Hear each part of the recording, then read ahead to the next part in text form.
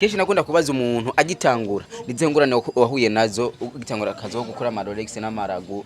n'inkoko. Ndagusubiremo nta mushero umwe mfise no kugira umushero umwe gute ko bitaba ntabonzi Abasheri bo office ntabonzi.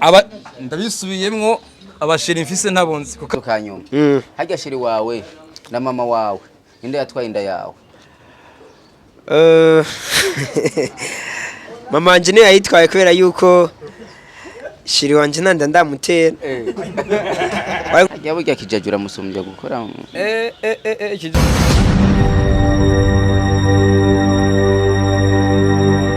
Kunzi bacuro TV ndabaramukije kuri mikoro muri kumwe na Jazime Masamba nyuma ya kamera ni Ron mbona nyuma kana subscribe na comment. Uno munsi turi mu Kamenge. Nibaza yuko Kibitoki nganda hazi uravyumva mani reka kuzoja kujya kanga kujya 3030 aho bibera ubwira baziki uno munsi aho gutema bibera ahubwo buri munsi kwa Vivi gift Relexe uno munsi turi kwa Vivi tubaza kumenya byinshi bigiye bitandukanye mbega Relexe bazikora gute mbega kubera ikiyemeye yuko ari wa mbere azi gukora ama Relexe gusumba abandi urabona yuko ngahanya ndi kumwe n'imisore n'abagabo yangaha nta mugabo uri umugabo ni sawa umeze neza fresh witwa gute ndaje blogger Danje Brugeri ndaje uri kwitwa ndaje uje ubunyene none bakora nkishika okay okay mumeze neza muga mwese Bana turashima kwe tumeze neza ako nakakufise akajeni baza kwara akantu kakuma okay mura kantu kakuma mwaje kwa Vivi uno munsi nibaza yuko tuza kumenya byinshi bigiye bitandukanye Vivi nakora mukije umeze neza amaro y'Imana bane namwe ndaho ndimbwa itere yaho nyene umunyamafaranga fiziki ko ndimo umuntu wa mbere azi gukora Relexe zikamera neza ako ndakemera kuko nibaza ko ntibeshe mu Burundi ndashobora kuba nterura inamba ya mbere ukaba uri kurabiharira uze kuza wirabire mu citoke kujya 3030 aho bibera uraza gusanga bimeze fresh niwe fungura aza kuvyumva ko nshobora kuba nkiri wa mbere mu gukora Relexe ziryoshe kandi zimeze neza nibagira ko apart ya Relexe ariho ninkoko naraguna jare umukeke gakwavu vyose ndagunangaye 12000 12 1200 eko gese kunzi bacuro TV abantu benshi baradugije ngo ragune 1500 ntimuhendwe namazigwaye bazijane hariya anya nimuze ngaha anya kwa Vivi hanyuma ibintu bigene neza waratubwiye uheruka yuko ufise umukunzi uranka kumuvuga ariko no muzi tugusanganye mbona umenga ufise ukuboko kwawe ni sawa umeze neza mabuje ni sawa waje kujya Relexe arakosiko nagaki nagaki babivuje waje kujya Relexe ngaha naje kujya Relexe kubera ko nico kintu ca mbere nkunda ndazikunda cyane iyo ndazifunguye ndumva merewe neza Relexe yo kwa Vivi iyo ufunguye ubigenda gute iraryoha bimeze gute bon Relexe yo kwa Vivi ndayifunguye iraryoshe ifise kunziza mu kanwa hama ikoranye isuku kandi ntabwo bashiramwo isalade igashe ziba ari zishasha ako kana gasubiremo kandi bakora salade nshasha itagashe ikoreweho mugabo bandi bakunda gushira ibintu bigashe ego cyo kishina kishinda ziko abahungu ari wa mbere baharira abantu babajene kugira ubemeze ikintu bigorana ndi kumwe n'abajene ngaha anye nabasanze ngaha nibaze ko mwazifunguye bamwe mwazumuse kungereza imeze nisomeze neza bimeze neza ndashika we Relexe wayumvise gute yo kwa Vivi Relexe ni original vraiment ziraryoshe cyane ikintu kunda mu yifunguye uje kwa Vivi kavuga ati je uno munsi ndagiye kwa Vivi sokanye umusheri wanje hako notori nkoko cyangwa nkajya ragu wavuze ko zihari ya zirahari kimwe kidari mu gikoni nta kintu kimwe kidari urukwavu rurahari urukwavu urukwavu nago gose nanga cyakaguru nkaje nkunda kwitega akaguru ndakavya ni 48 ibihumbi 48 ariko baruteguranye ubundi buhanga mani ikibirenzeho iyo je gufungura ntabwo ushobora guhaguruka ntabwiye merci beaucoup ntabwo ushobora guhaguruka ntagushimiye wewe cyangwa bibaye ngombwa no guherekeza ndaguherekeza kugira ngo ndakweke ko mba nakabije birenze umukiriya kwisanze umukiriya twakuza tugira ko umukiriya ari umukwe none babihindura gute hari umukwe agenda ahantu bakamuzimana ntibamubwire ngo murakoze kudutera iteka mu kazi hari umukwe agenda ahantu ntibamuherekeze ivyo byose ndavyubahiriza no kuvuga yuko unteye iteka ukahashika ubura umukwe kuko burya bakera mari ntibihenze bari baciye ubwenge maze uvanga umukiriya n'umukwe n'umukwe nyene kubera ko yenza akwiyumvira gakaza iyumvire urarenza ahandi hose uraje mu citoke kujya 3030 ku muntu muto yanka Vivi niye mpamvu batuma nagushimira Keshe na keshe turazi ko hari umuntu akunda kuza muri resitora y'umuntu cyangwa mu kabari k'umuntu kubera habonye inkumi ishobora kuba yo musereva neza ikashimubwira meresi nkuko nawe bivuze ko meresi ubwo hari umukobwa ufise asereva neza kuko ndazi nk'imisore ngaha bamwe abaza bavuga ati nze kuraba wa mukobwa asereva neza kwenda ndanabara no mu maso kubera igisho n'umuntu none mubura gute nubura umuntu wanakumiriye ifoko bitsina byose zubahirizwa kandi cyane cyane urazi ko nyene aho uvuze ngo umudemo ngo abasore akoneko kabi gusa nyene abahari kugira ngo akore service ndabeshe basore none ntayo ntwerwa amatije mu kabari kugira twirabira abakobwa kune batwakira neza n'umuhungu tukamwana ibaze nka wewe akaja mu kanyu muheruka kubwira umusheri wawe nagaye birakumubwira ko ndamuhevye birakumubwira ko ndamuhevye jiste kubera ko ivyo tuba twaye mu gihe mu rukundo uwo munsi nyene ni ibintu vyashitse nyene aramfata we yaramfashe mugana cyo ndamwitanga agufasha cyo umwitanga yaramfashe muga simvuze ivyamfatiyemo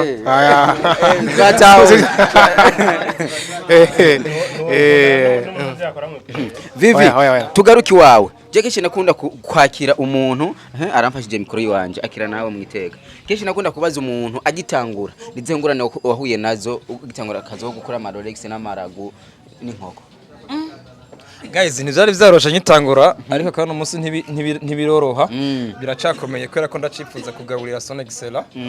igihe nzomugaburira nzoca mbona ko vyoroshe mbe navuze umujama w'abajene ndamuzi yatwomwibagira no kuri kwimana umunsi nzotega iteka ryo kujya ku kirimba gufungurirayo abantu bazoba bari abanyacubahiro umunsi nsomora ko gukora mu gikoni vyoroshe cyo gukora business yanje ya Vivi Gift Relexe yoroshe ariko mani ntaraja kure uyu munsi izina rya Vivi Gift ndiko ndavuga aba bagabo barifisemo uruhara barakomeye cyane umuntu wese yicaye muri kino kibanza muri kumora ahantu mumenye ko adasanzwe mumenye ko afise umutahe muri Vivi Gift Relexe abagabo bateye ubwoba mpereye nk'ibubamfu bwanje tubivoge azunguruka nkazuko guys iba mwita irasa ajeje kiwa umukazi kiwa akora iki ntago novuga ko ari umuhanuzi nta nugo novuga ko ari umugore wanje kuko izo ndazi ko bitaragera ntiharagera ariko kandi anavyemeye sinavuze imbere y'itangaza makuru se ushaka naza ndasa numva anavyemeye ndabesha se ariko kuvuga niwe muntu ari mu bantu ashobora kuba mfasha gupromotinga ibintu vya Vivi Gift Relexe bitiye n'ubwoko abikora atagahigahigi afise ariko uyu munsi tumuzi kubuye bwitwa tagatana wene abateye ubwoba yego niwe wa mbere abukorera nyene ahanyene kwa Vivi afisiwe abukorera nyene mugabo nibwo bwa mbere n'umwana wanje nigana aba bagabo rero uyu mwita Didas ni umukomedi ateye ubwoba ni n'umumere ateye ubwoba ndamwubaha n'imigozi y'ibirato byiwe sinopfundurura tugiye kwa mahinduka nta nicyo mfise mvuga akubwira ndakwita ngo ni mvubu mahindo ndakubesheye mumpere microphone zo ivugisha ukuri nkuko yabivuze ntiyabishe je nitwa Didas Comedy ariko ntiwambeje ngo witwa gute reka nivuge jewe je nitwa Didas Comedy ariko iryo Comedy niryo nishiriyeko ubundi abavyeyi banyise Didas niyo ngabo ya warobadije ngo nkorera he jewe timu nkiniramo yitwa muri Africa TV Africa TV niyo nkoreramo niyo nkiniramo ariko hapa ndafise n'iyindi timu dusanzwe dukoreramo amamimu zitwa BM Power Burundi yani Meme Road Power ya bo nabitanguye muri 2020 akarusho imyaka 3 akarusho maze kubona bitunga kuna comedy uno munsi mugeze bo ibintu urazi bigenda bukiye buke nyene step by step we get fat urazi yuko ibintu nyene bigenda bukiye buke ariko nyene by the way ibintu bizotera bitera imbere ariko ngeze aho ndiko ndabona ibintu birashobora kuzokwevuriwa bikagenda neza Mbega hajya nyibuze igifaransa ukunda cyane gusumba ibindi byose igifaransa nkunda cyane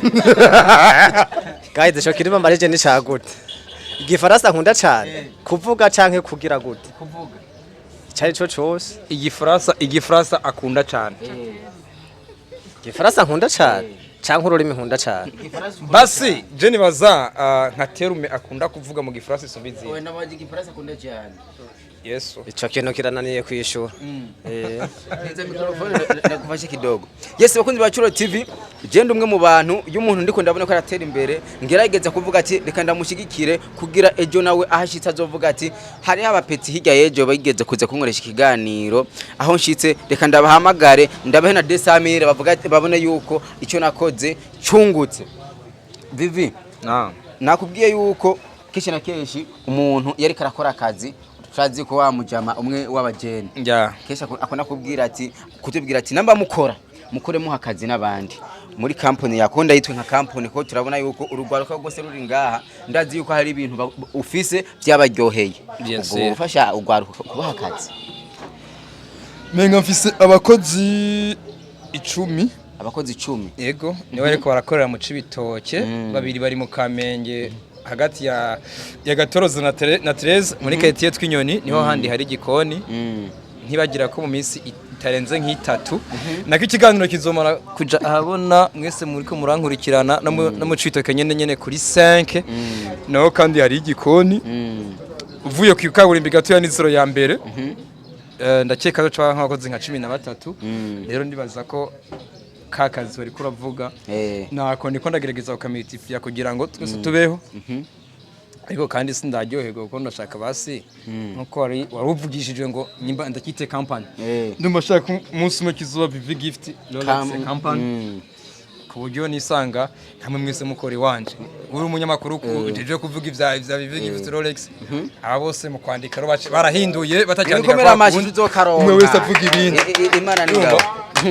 Reka nje mu bafu bwawe muhe mikrofone ndamwibareze mabuje ngo tubivuge ubwa mbere na mbere wowe uri mu gikoni maze gushika ku kazi ikintu cya mbere wibona kuvuga ati je ikintu ndashitse kiragena neza cyane gusumba ibindi byose ntahari n'igiki arashitiranije gusa koranga oya wavuze yuko nawe nyene adandaze ubuyi buryoshe ugishika ku kazi ikintu cya mbere uvuga ati jewe iyo ndahashitse ndacinzize cyane gusumba abandi abari giki abakiriya baraza imigisho urayifise imigisho umuntu arayivuka ego imigisha Imana yarayiduhaye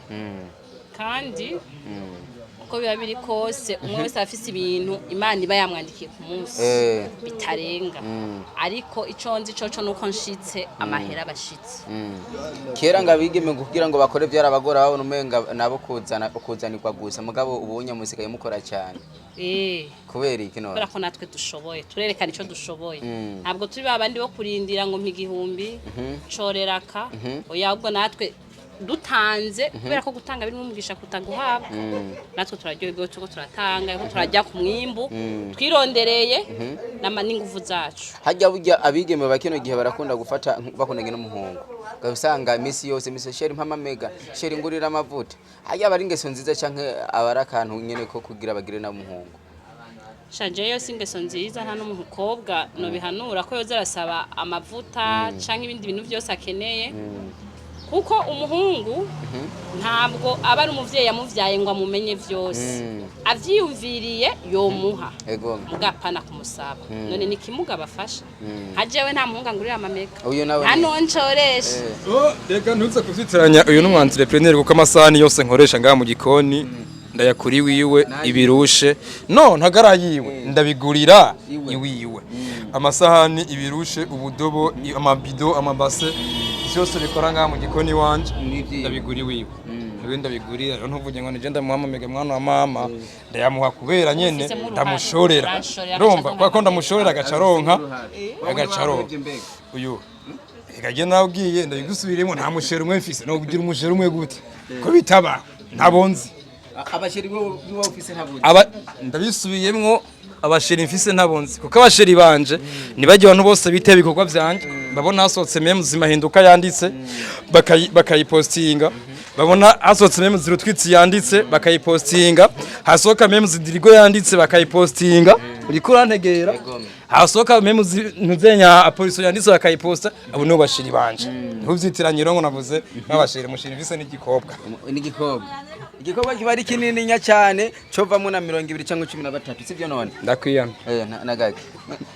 ubwo ushaka ibintu isiguro bwoko cyo kona maze kwikubwira yes bakunzi ba Curo TV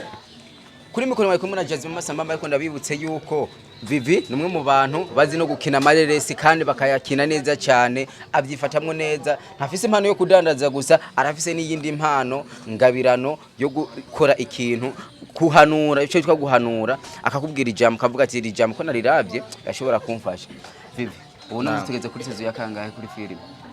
iyihe se iyihe sanze yuko dukina filme none ko nyina filime ma groupe menshi gusa no nyumba jije maze kumenya nyumba jije naco nshobora kwishura kwa bere muri the crisis umuntu uzenya mu manga mu yihe tukizo zose ndazirimo era abadandaza rero kubafuye baguma bitaba telefone burakari n'ikibanza kiwe nagikuyemo hagiye atagaruka kwa muntu uzenya mu manga tugeze kuri season imenga y'umunani ndavyibuka neza ego oya yoyo nayo ni saniri kirarangira ihurizo ry'amakuba yaraheze ntuzenya ntaho yagiye rero muyitege hirya yeje irasohoka benshi bari bazingo yaraheze ariko ntayiraja ntaho yagiye mvuzi yo muntu uzenya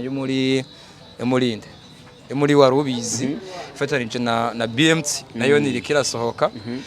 zose menga ndazirimo hariho ni yarayisohotse uyu munsi uko turavuga harimo mama abyibushe cyane harimo mama abyibushe cyane twigeze kubona ifoto ahantu tubona mufatanye mene ngaho wagufasha no mufashe ngaho ni madame wawe ifoto ni foto kandi urumva ko turi mu mwuga wo kugira ngo wo kwidandaza ku marezo sosio irya foto nta kindi sigura atari ifoto nyene ibindi se nibi abantu benshi baje ati yuko wari umugore wawe bane kungena hajya muri mu byishimo nta mugore mfise ariko kandi ni papa w'umwana uri papa w'umwana umwe yitwa gute mane mwana wanje kumuvuga bimfisa yundi mitari ko kwamwita arakaza Vivi gift hilateni doking iryo zina ry'umuhungu wanje ari ibindi se reka ndagushimire cyane Vivi unyemereye je mbere ko nshimira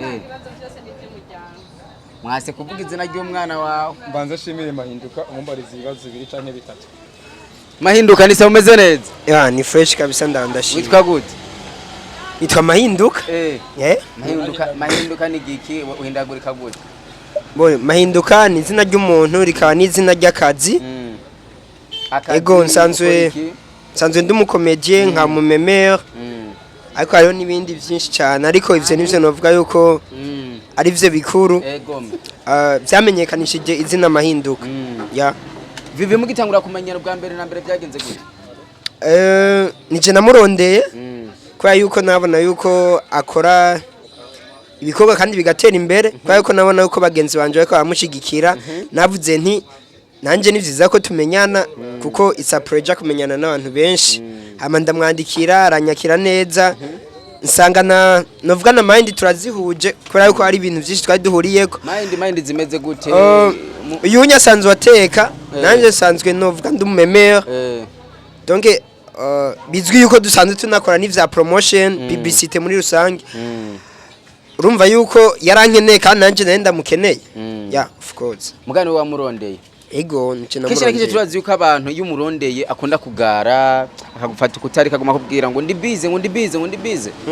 wamwibutsa kandi nk'indwi iheze ukabona umenga ntiyaguhaye umwanya wowe niko yabigenjeje cyankwe yarakwakiriye nyine bishimishije so ndavye personality yiwe iyo ngeso ntayafise kabisa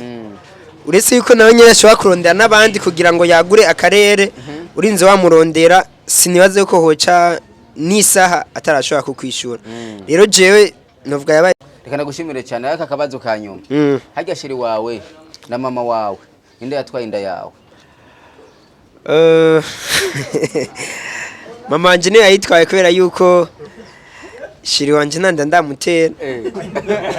wari gwapfa cumbwira ngumva ngo shiri wawe so birumvikana yuko mama wanje niyo yatwaye inda yanje kubera yuko uvuka ku muntu yatwaye inda yawe kandi shiri wawe nawe ashavuga ati umwana wawe umva iyo mba narayimuteye nzari kunangirira confusion mbwa kubera yuko atanamuteye birumvikana yuko ni mama wanje of course yagizene yumva ko yiteye mama wiwe yese kunzi bacura TV baranye mukana subscribe na comment twari kwa Vivi akumurafisa abantu benshi mukorana shani ipfu ajya burya kijajura musumbya gukora kijaja n'imigozi yiwe y'ibirato sinayipfundurura ndamufata nka grand frère ndamufata nka boss wanje ndamufata nk'umuhanuzi usize ko numushira mu kibanza cy'umuvyeyi ariko ndamwubaha kubera ko hari byinshi yagiye aramfasha kugira ngo nshike ngaha nta mafaranga yampaye ariko yampaye ivyiyumviro okay yeah kandi ivyo birakomeye cyane gusumba kuma amafaranga kufise kuma amafaranga nkayonona mugabe ivyiyumviro yampaye ndabishima cyane rero ndiko ndavuga ngo ngira mvuge ngo iki niko ndavuga ngo abantu mwese muri komando dukurikirana no kuri ko Imana ndabapfukamiye jewe ndi imfuvyi nimumfashe kumfasha kwanyu sukundi no kuza kunshorera ni kugira gatatu mu citoke 030 kuri bare amahoro niho munsanga nkabahereza ama Relexe ameze neza amacusima yateguye ku buhinga butandukanye amalagu amajale inkoko inkwavu imikeke biba bihari canke yakubereye kure ugacusimbira mu Kamenge hagati ya 13 na 14 impande ya hotel Volcano no bwitandisha publicité iruhande yaho cyasanga ikindi gikoni ciwanje canke kuri 5 mu cibitoke naho nari ikindi gikoni uvuye ku ikaburimbe pave ya mbere ambe 0 ya mbere uca winjira nkuko uca bashika iyo mfashanyo ndabasaba no kuza kunshikikira nongera no ndabasaba ko akamemzi guys gasohotse kakozwe n'amamere mu twicaranye ngaha cyo no basaba no ko mumfasha kugira iki ugashinga cyo ugaparitaja ukanshiriye kuri sati musoma hari umukobwa wo muri Saudiya n'umudamu yitwa Alida official nige zina akunda gukoresha kishina keshi yabonye ikiganiro twakoranye amaze kuvuga ama Relexe aravuga ati uyu muntu umunsi naje mu Burundi uzohanjane uwo mubwira gake nicyo mfise no vuga nari ngomba no cenza tumushimire rero tumuhe kaze no musiri ngaha anya ko nari kurira kugira basi numve ko nanjye iyo numvishe ko hari umuntu basi yifuza kuba yoza kunteza imbere uwo muntu manumva ndamwubaha cyane ndamugire ko ndamwubaha ubwo namuzi nzogirirwa amahirwe yo kumwakira usivye ko nimba nabibonye abesha ahubwo bari hari iyo baje keshi n'igenda bakira ndabategurira amapati iyo bifuza guhura n'abanki bamwe bavugana bari hari batarabonana abeshi nkunda kubakira ngaha nkabategura nkabakirira abagenzi babo bagahura bakaramukanya bakamenyana bakagenda kuko team ya Vivi Gift Relexe bari nini turabita nongera nibutsa ko abantu bose bifuza gukora ama anniversaire ikibanza ndakibahera ubuntu ego ikibanza ndakibahera ubuntu ahanyene hariho sare hejuru yagutse kwa tubona ngaha mugabo hejuru hariho sare yagutse bisabika kwicaramwo nta kintu na kimwe gisabwa no kutanga commande y'ivyo gufungura mu gikoni n'ivyo kunwa akumaze gutanga commande y'ivyo gufungura turazi gata mu ntajya ntano muri ico gihe maze gutanga iyo commande bawemereye gukora anniversaire radio gutamba ahubwo na mixer irahari no microphone zirahari urubanza rwawe uragwe musinga ko ushaka nawe musi ushatse urabazana canke je nyene hakubereye musi canke hamagara musi mahinduka nawe ne ntagari w'umuriha nije ndamukurihira arazagufasha urubanza gato kwa kijaja ucunuma nkajya kuyikomanda ukama amafaranga gusa nkikomandira byose uza kuzibisanga ngaha ubusani bwo gufungurira kamagato wabuhari no kuvuga nta mpamvu kujya gukora ama anniversaire hanze nta kintu kimuzana ama serviette bahari byose babihari ndaguhereza wewe uzana abantu bawe mukaza mugakonsoma gusa idasi yarambwiye ngo ndamurenganije bahenduka mu mere mikoro vuga ijambo dusozere kuko ndumva ibintu ni byinshi muri kabusheni turaza kuvuga amajambo menshi agiye atandukanye kugira dufashe abana b'igihugu babandanye batera imbere na karenge n'icubahiro umukuru w'igihugu avuga ati twese tugira amafaranga tubika mu mufuko sibyo none ya na cyane nongera nibutsa abantu ko gukora atari amafaranga gukora se amafaranga gukora n'iciyumviro kiba kikurimo kimaze kukubamo ukacyapirika kuko igihe cyose uzokwiyumvira ngo nzokoyanura nk'imiliyoni 10 na za miliyoni 10 nashaka kuzironka ukaja down mugabo umaze kugira ishaka urakoresha ibihumbi 10 ukagira hano geze twiyumvire ngo twareje amashuri tugenda twicare ngo amafaranga turindira ubuzi hariya ko leta ngo twambara amashati agira ngaha ngiyi imana banyereke sinibonekanisha net ndiko nerekana ngaha aha naho amavuta yirigwa ranturira ndiko ndakora Relexe kandi ari wari boss kuba boss so no kuvuga iki boss mfise iki cyakunda iyo ko ntararo uracapambana abakozi 10 nawe nyine arimwe agira 11 abakozi 12 nawe nyine agiramwo 10 ni ngorane akajambo ka nyuma nawe nk'intererano no kugira dusabe sponsor ntisaba amafaranga dushaka abantu badushorira ya murakoze cyane hamaje mwana ababwiye nitwa Didas niyo ngabo Didas ro comedia yose nayo wanje Didas kiganahe hama je nagomba ndababwire ko Relexe yo kwa Vivi Gift na Relexe aryoshe cyane ayo Relexe rero sayandi akorerwa mu Cibitoki kwibarabara rya 3030 uvuye mu kinama ku isoko uradugana ku ipavi rya Kanyoni kagera kuri Bar Mahoro ucubona ahantu bahanditse Bar Mahoro hama kwaca winjira ucubona igikoni kirano hanze ku ipavi niho bita kwa Vivi Relexe ici nukuvuga rero izo Relexe zo kwa Vivi Gift je zarandyoheye cyane zimaze kunjyohera numva umenga no musupportinga cyane ku buryo numva ndaye ntaziriye cyane numva umenga ndagize shoke mu mubiri nukuvuga ko ikintu novuga nk'icanyuma mw'iyi minsi hariho ingwara iriko irafata abantu kenshi iyo ngwara rero abantu barayiburiye umuti kana usanga uyigwaye nk'ubu iyo ngwara iragufata haciye deje rutariye Relexe zo kwa Vivi Gift umva mu mubiri umenga urafise nyene ukuntu umeze ariko yiri iyo Relexe uravuze ukuri kandi neza cyane yes jewe nibaza yuko kugira umuntu ndinde kumurondera kenshi gashoboka nira kubaza yuko ibintu bimeze neza ndabeshe Vivi indwi zitatu zari ziheze tubipanga ariko ndigitohoza ati mbega bimeze gute ubwo nari nzi ko nabivuyemo Mane guhezagire kuba wazi. Oya muntu abanza gutoza kugira ejo ntaza avuga abantu ngo mwarariye amafaranga mugenda gukora ibintu bidashoboka. Bandanye mwana wa mama. Nariko ndavuga yuko Relexe zo kwa Vivi Gift umuntu atarazihereza ahubwo uwo muntu ngira ngo sinzi n'abantu bo mu cankuzo baza Kirundo za heza Cibitoki hehe bamaze kumenya Relexe zo kwa Vivi ko ari Relexe ziryoshe kandi cyane ngaha mu gisagara ca Bujumbura. Urumva ngo ba Jerome ngo ba Mwarabu abo bantu nibaza ko ari abana bari hasi kuri Vivi Gift. Bamenye Vivi Gift uwariwe Relexe akora niza zimeze gute ahubwo umuntu avuga ngo Relexe zo kwa Mwarabu ziraryoshe cyangwa zo kwa Jerome uwo muntu ntarajya Relexe zo kwa Vivi Gift ahubwo ico ndabatumirira babanze baze bumvera difference uragiye nsezera ariko we sinzi ibintu kumeze turiko turavugana na wewe bye gira abakunzi bashora TV bakande subscribe na comment bon ndababwire ko abakunzi ba Cyubahiro TV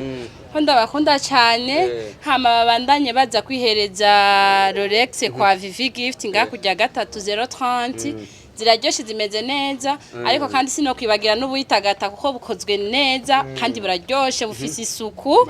tutibagiye ko n'amazi nice water ariyo mazi yonyene aha mu gisagara ca Bujumbura wo kwihereza ukagumufisa amagara meza abantu bakeneye gutera imbere bategeza kwihereza amazi nice water utaranywa amazi nice water cyangwa udandaza amazi nice water biragoye ko utera imbere caca umviriza mumbabarire ariko natavuze uwo mukobwa ashuruza ivyombo je nagira mbwira abantu bariko baradukurikirana kuri Cyubahiro TV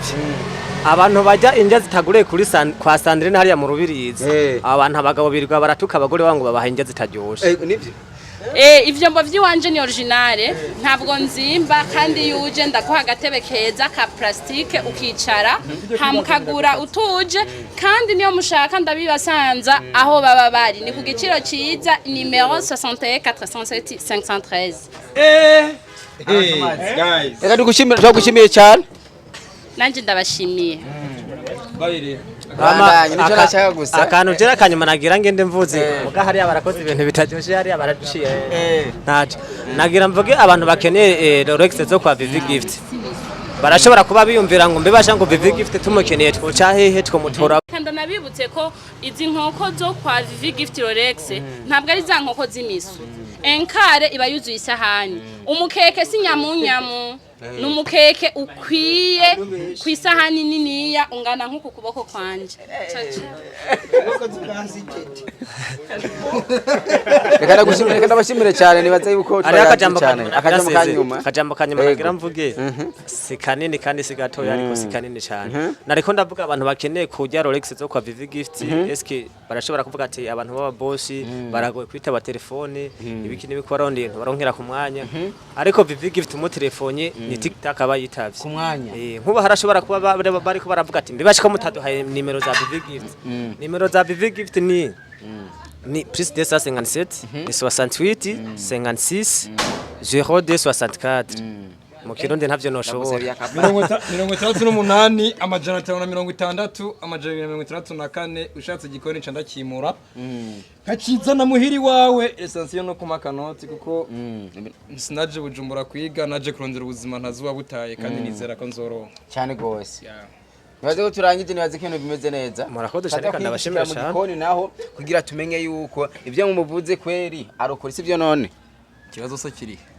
Ubwo na Relexe ufungura waza kuyikorera. Cyane gose. Yes bakunzi ba Chiro TV kuri mikoro bari kumwe na Jasmine Masamba inyuma ya kamera ni Roni mubone umukanda subscribe na comment turabakunda cyane. Ba Chiro TV kuri mikoro bari kumwe na Jasmine Masamba inyuma ya kamera ni Roni mubone umukanda subscribe na comment turabakunda cyane. Tuzokwama dushigikira abantu bashaka gukora bashaka guteza imbere igihugu tuzokwama muri babasana imisi yose dushaka umuntu wari we wese afise icyo ateza imbere igihugu tumushigikire twumvirize ibyumviro vyiwe kumbure hirya no hino nashobora kuba akazi katagena neza gashobora kubivuga umuntu akagira icyo afashije kukubera umuntu ahari kugira ibintu bigene neza namamushaka ama Relexe aryoshe ameze neza inkoko ibihumbi 12 namahera makenya cyane gose. Ebana je nazakata amafaranga makeya ntuzitiranye mana amafaranga aragoye je n'amafaranga namwe nigera mbona kari makeya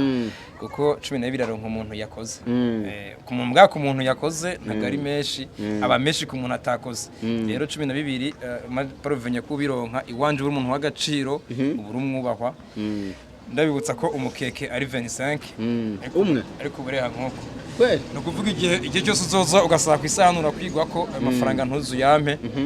ya kwiteguye neza laguyo yo yifunguye ucibagira gufungura ikindi kintu nkunda kuvuga cyane ikintu yitwa jale giza amahego yo kuyifungura ngira ngo ningora cizajikira